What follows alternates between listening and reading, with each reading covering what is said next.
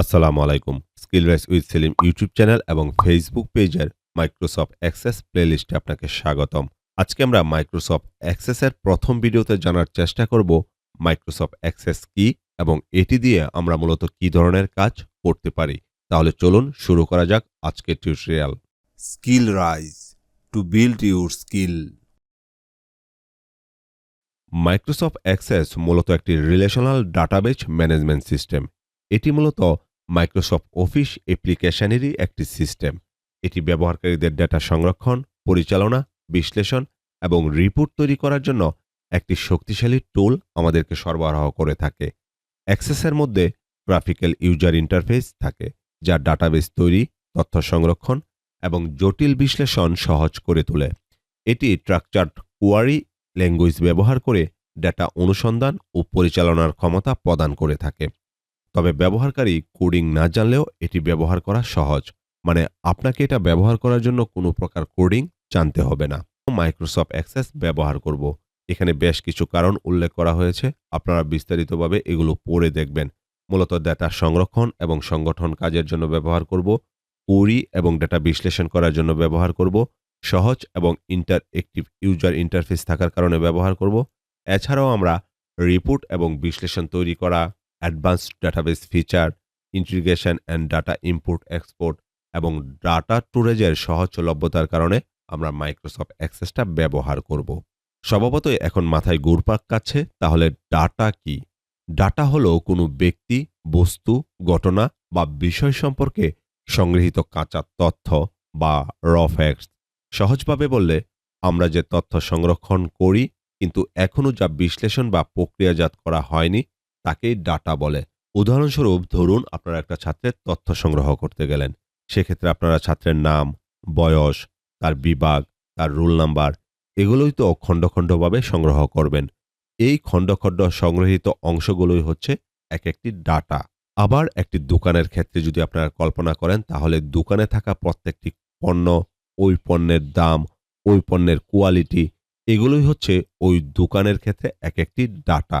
এখন ডাটাগুলোকে আপনি যখন বিশ্লেষণ বা প্রক্রিয়াজাত করে এবং তা থেকে অর্থপূর্ণ ফলাফল পেয়ে যাবেন, তখন সেটি হয়ে যাবে একটি ইনফরমেশন।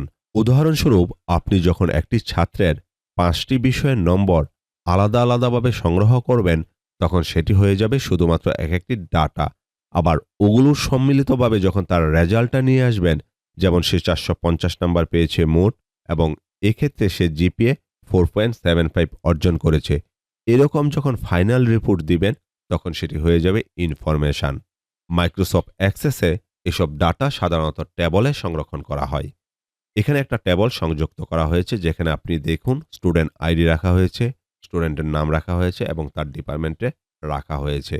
এখানে প্রত্যেকটি রো হচ্ছে এক একটি রেকর্ড এবং প্রত্যেকটি কলাম হচ্ছে এক একটি ফিল্ড। এই রেকর্ড ও ফিল্ডের মধ্যে সংরক্ষিত তথ্যই হচ্ছে এক একটি ডাটা। তাহলে বলা যায় যে ডাটা হলো কোনো ব্যক্তি, বস্তু বা ঘটনার সম্পর্কে সংগৃহীত কাঁচা তথ্য, যা প্রক্রিয়াজাত করে অর্থপূর্ণ তথ্য তৈরি করা যায়। স্বভাবতই প্রশ্ন চলে আসে, তাহলে ডাটাবেজ কি? ডাটাবেজ হলো সম্পর্কযুক্ত ডাটাগুলোকে সুশৃঙ্খলভাবে সংরক্ষণ, পরিচালনা এবং প্রয়োজনের সময় দ্রুত খুঁজে পাওয়ার জন্য ব্যবহৃত একটি সংগঠিত সংগ্রহশালা। সহজ ভাষায়, অনেক তথ্যকে একটি নির্দিষ্ট নিয়মে সংরক্ষণ করার ব্যবস্থাই হচ্ছে মূলত ডাটাবেজ। ধরুন, একটি স্কুলের তথ্য সংরক্ষণ করতে হবে। সেক্ষেত্রে আপনি নিশ্চয়ই শিক্ষার্থীদের নাম সংগ্রহ করবেন, রোল নাম্বার সংগ্রহ করবেন, মোবাইল নম্বর সংগ্রহ করবেন, সে কোন বিভাগে পড়াশোনা করে এবং তার ফলাফল কেমন, সেগুলোই তো সংরক্ষণ করবেন। এবং এগুলোকে যখন আপনারা একটি সিস্টেমে সাজিয়ে রাখবেন, তখনই সেটি একটি ডাটাবেজ হয়ে যাবে। মাইক্রোসফট অ্যাক্সেসে একটি ডাটাবেজের মধ্যে সাধারণত থাকে টেবল, কোয়ারিজ, ফর্মস এবং রিপোর্ট। উদাহরণস্বরূপ, এখানে একটি স্টুডেন্টের ডাটাবেজ আপনাদের দেখানো হয়েছে, যেখানে দেখুন স্টুডেন্টের আইডি রয়েছে, তাদের নামগুলো রাখা হয়েছে এবং তাদের ডিপার্টমেন্টগুলো এখানে রাখা হয়েছে।